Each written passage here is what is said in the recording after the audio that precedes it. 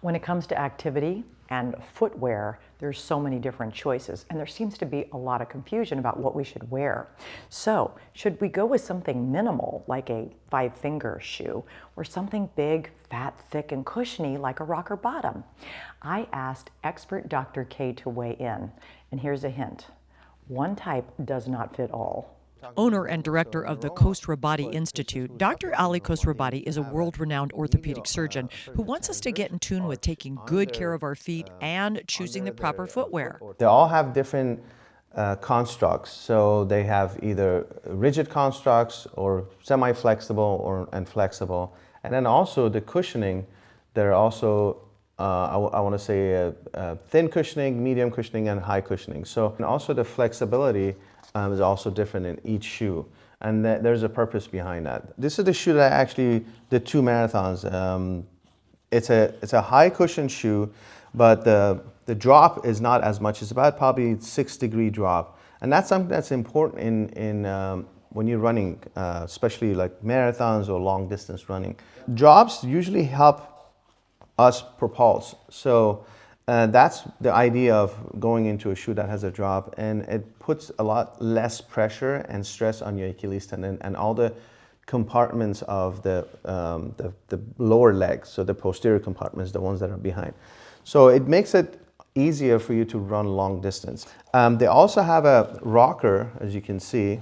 These running shoes have a rocker, so that way you can toe off easily. When you walk, you most often land on the outside of your heel and you kind of roll over the outside, and then by the time you get to your 5th metatarsal, you start rolling in, pronating, as we all know, and then you go on to your 1st metatarsal and you toe off.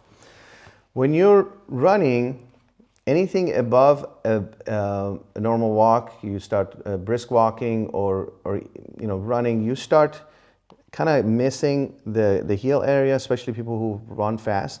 You start landing on the midfoot to forefoot, and then you do the rest, like rolling over a pronation, and then you're toeing off. So you're not engaging the heel area so much. But most marathon runners, they have different speed, obviously. Like when I ran mine, it took me 6 hours to finish it.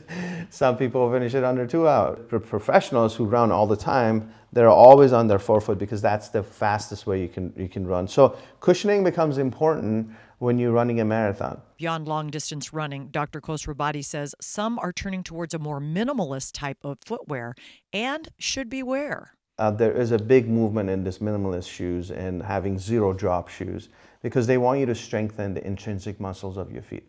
And I'm not against it 100%. I just feel like you have to train for it. I've seen them in my office with stress fractures and all sorts of problems in their foot because they were not trained. You need to start walking barefoot outside first, and then brisk walking, and then running. So it takes a lot for your muscles, the intrinsic muscles, to get used to it. While different sports may dictate what you want, Dr. K says first and foremost, know your foot and what it needs. What shoes should I buy? Like even on TikTok and Instagram, they always ask me. And I always tell them, you need to go and put these on, because what feels comfortable to me, one brand, might not feel comfortable to you or someone else. And while price isn't always an indicator, you go above the $80, $90 range, they all make very good shoes. They're very good running shoes. It's just you have to find the best fit for you. So here's the 411 on a running shoe. For a long distance run, you want the shoe to have stability. At the same time, you want it to be some flexibility in the midfoot. So you want it to have some flexibility, some motion, because you go through those supination, pronation. So you want it to have some motion, but you don't want it to be too loose, which we're going to see it in the examples towards the end. The counter, the heel counter, has to be nice and sturdy. As you can see, this one has a good counter. And just to compare it to the ones that don't, that's the difference. So that is stabilizing your heel, because your heel is very important. Your heel is the first contact on the floor. When your heel lands, it kind of dictates what happens to the rest of the foot. If your heel stays in this position, your midfoot starts collapsing this way too soon. So your heel has to land, and it has to be stable enough to get you through the midfoot, and then you need to roll over and go. So this plays a big role. The good heel counter plays a big role in stabilizing your foot from the start, and then it kind of dictates the rest of the gait cycle. There are considerations for those with flat feet as well as a high arch. If you're flat-footed, you want to get into shoes that have a little bit of an arch support, and also ones that, again, have good stability in the midfoot. Because if you, my wife's, if you wear shoes like this, if you're flat-footed, you kind of land on, because the way flat-foot people walk, they land on their foot because they have so much laxity in their arch area, they start collapsing here.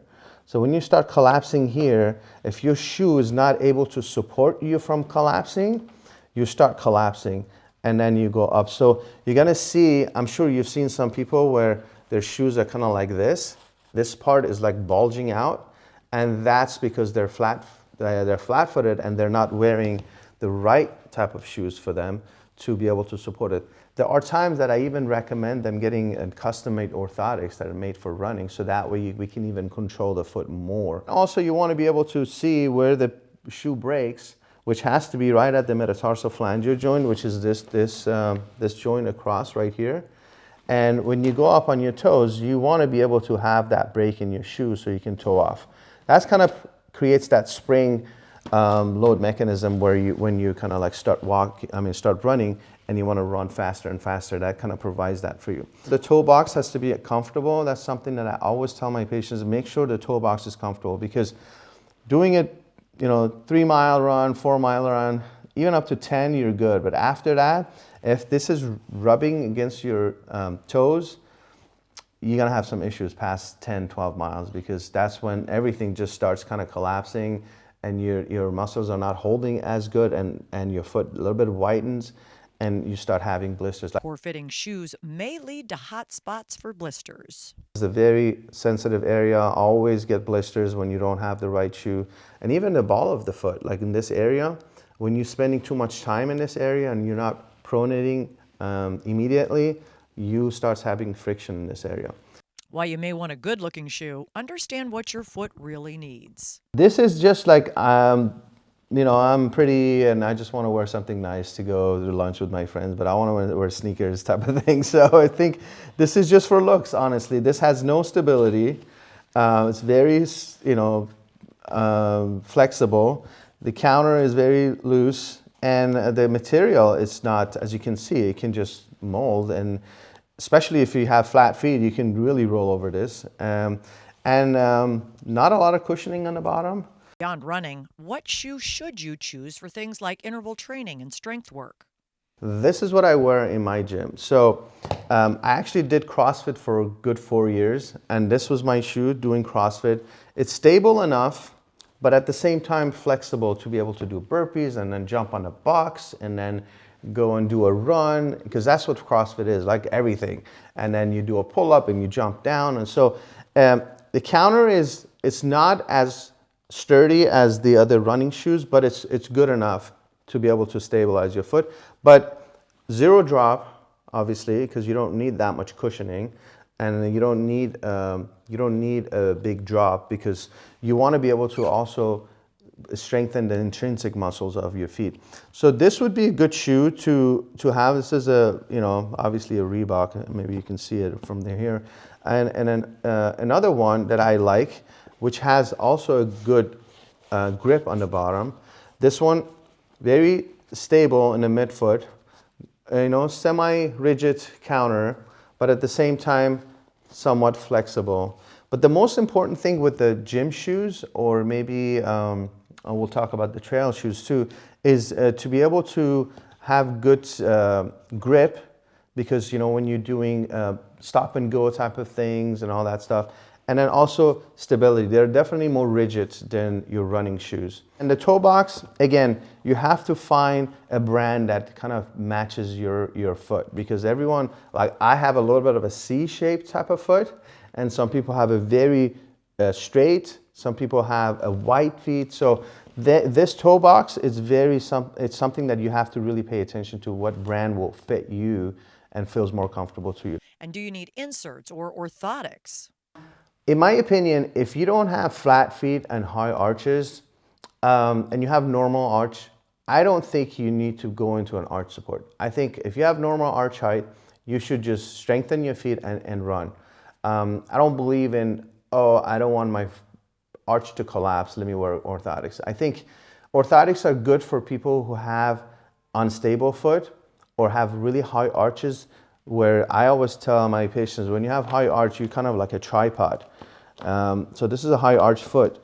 Most of the weight goes on the heel, on the fifth, and on the first metatarsal area. So when you have high arches, you kind of constantly landing on these. And what the arch support does, it kind of comes and covers your arch, so it kind of gives you more surface area, so the weight is distributed amongst the metatarsals and the ball of your foot better, versus those three areas. So that's what arch supports do for high arch people. For flat foot people, because they're always collapsing in the metatarsal joint in the middle of the foot, the arch support goes in here. It kind of holds the arch up till you kind of basically travel over the midfoot, and then its job is finished, and then you go up on your toes and you walk. So it just prevents you from collapsing during the basically the mid stance phase of the walking or the running. I feel like if you have normal arches, it actually will make your feet lazy, because your foot will depend on that arch support and will not strengthen itself during the walk or run. How about exercises or techniques to keep feet in check? If you have normal feet, I would say definitely around the house, walk barefoot. My kids are like, guys, take off your shoes in the house. Like, not for the cleanliness, but just like, let them strengthen their feet, Even outside, on the grass and stuff like that, I'll tell them to walk barefoot, because I feel like even from that young age, you need to strengthen the intrinsic muscles of the feet. And that's where that movement comes from, like the barefoot walking and all that stuff. Towel crunches and like picking up marbles. I'm very tight, let's put it this way. I have to always stretch. So if you don't stretch, you end up having injuries too. So like plantar fascial stretches, calf stretches, like we were talking about, I just tore my Achilles tendon, and it wasn't during my activities, it was during just coming down from the stairs, because my body was cold. I missed a step, tried to catch myself, and then I landed, and I overstretched my Achilles tendon that was cold. So I think stretching, strengthening the intrinsic muscle of your feet are probably the most important things to do. And then I always tell my patients, any new activities that you pick up, whether it's hiking or bouldering or anything that involves your feet, just slowly introduce your feet to it. Let your feet get used to it, strengthen the muscles that are needed to support you, and then go full force. This is Lori Corbin reporting.